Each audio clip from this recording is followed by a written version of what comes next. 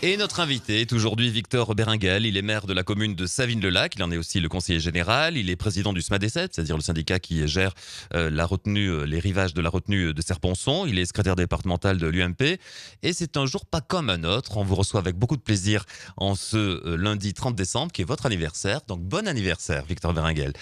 Et vous voyez, d'ici TV, d'ici radio, on a tout prévu. Alors, on n'a pas mis le nombre de bougies exact. Et on vous invite à souffler alors devant les caméras d'ici TV.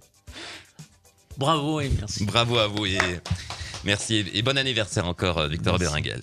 Alors nous allons faire un peu le point sur vos diverses responsabilités. D'abord parler peut-être de cet événement pour demain soir, donc grande festivité à Savines-le-Lac qui prend cette habitude d'être un point de rencontre, un point fédérateur des Alpes du Sud, c'est ça ? Tout à fait.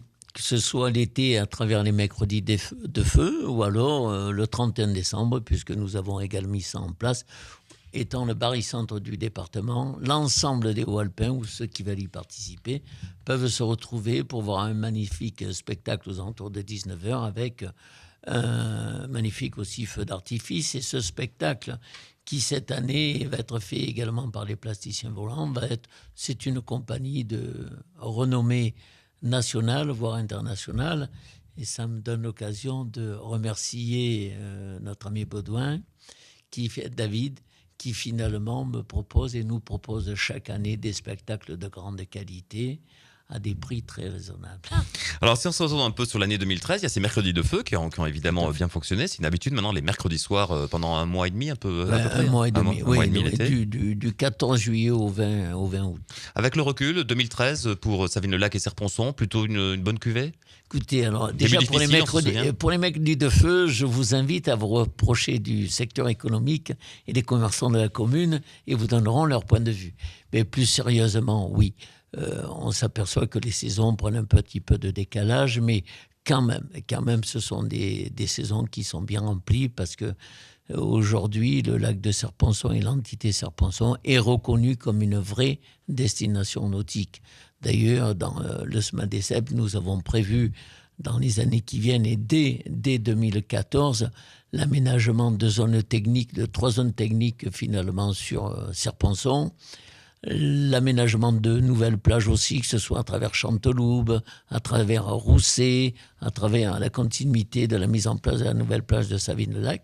Tout ceci pour dire que oui, aujourd'hui, nous sommes en capacité d'accueillir les touristes confortablement. Alors on peut parler de cette plage qui a fait le buzz un peu. On peut dire c'est d'abord une expérimentation. Certains ont été un peu déçus au début de la manière dont ça fonctionnait, etc. C'est la plage de sable de Serponçon que vous avez créée. Bilan de cette première année ? Excellent, parce que, vous venez de dire, c'est un essai que nous avons fait, parce qu'il fallait voir avec le marnage si le sable allait tenir ou pas. Il s'avérait que, oui, le sable va tenir, donc nous allons continuer à l'aménager avec, dès l'année prochaine, bien sûr, il va y avoir poste de secours, sanitaire, restauration, etc. Ça va être une vraie plage. Et les gens pourront venir en profiter pleinement. Alors au titre de la présidence du SMADESEP, ce syndicat qui gère donc les rives du lac de Serponçon, vous avez beaucoup de chantiers, le développement, les projets que vous venez d'évoquer, mais également le chantier par exemple des vents de sable qui reviennent cycliquement en fin d'hiver dans les secteurs de Savines, le lac, mais surtout d'Embrun. Pas facile à gérer ce sujet des vents de sable. Pas facile à gérer, mais EDF, et je les en remercie d'ailleurs, ont pris conscience que ça devenait récurrent et qu'il fallait amener une solution. Et là-dessus, les spécialistes des bureaux d'études sont en train de travailler avec EDF et je pense qu'au printemps, on pourra apporter peut-être une nouvelle proposition qui irait dans le mieux et vers l'efficacité finalement de ce énième plan que l'on mettra en place. Comment vous qualifiez la nature des rapports avec EDF ? C'est des rapports de bonne intelligence qui ont évolué au fil des années. 20 ans ou 25 ans derrière, il y avait une vraie défiance sur le niveau du lac, etc. Depuis, il y a eu des conventions de passé. Vous avez l'impression de rapports de bonne intelligence ? Tout à fait. Puis, il y a une convivialité qui existe, puisque finalement, je crois qu'EDF a pris conscience aussi que pour réussir Serponçon, il fallait que les élus soient aussi partenaires d'EDF.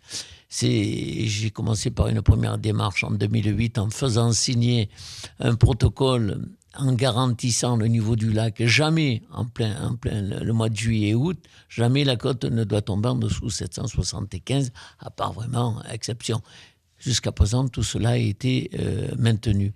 Aujourd'hui, il y a un partenariat également qui s'est fait avec EDF, et puisqu'en tant que président du SMADESEB, je tourne au niveau national avec EDF pour expliquer dans des secteurs où EDF ont créé justement des barrages.